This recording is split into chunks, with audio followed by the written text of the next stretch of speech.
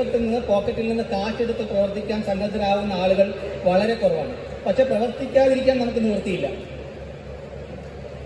Organic farmers association ஒஃபா என்ற நிறுவனத்திற்கு தனியாக நிதி என்று ஒன்று இல்லை, ₹1 கூட எடுப்பதற்கு இல்லை.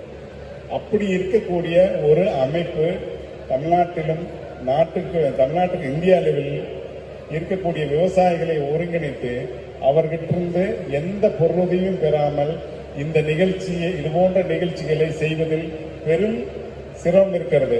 இருந்தாலும் அது தொடர்ந்து செய்து வருகிறோம். ഇപ്പോൾ പ്രധാനമായിട്ടുള്ള 4-5 പ്രവർത്തനങ്ങളാണ് ഞങ്ങൾ നടത്തുന്നത്. ഒന്ന്, ദേശീയ തലത്തിൽ 2 വർഷം കൂടുമ്പോൾ ബൈനിയൽ ഓർഗാനിക് ഫാമേഴ്സ് കൺവെൻഷൻ നടത്തും. കഴിഞ്ഞ വർഷം ആലുവയിൽ, എറണാകുളം ജില്ലയിൽ, കേരളത്തിലായിരുന്നു നടന്നത്.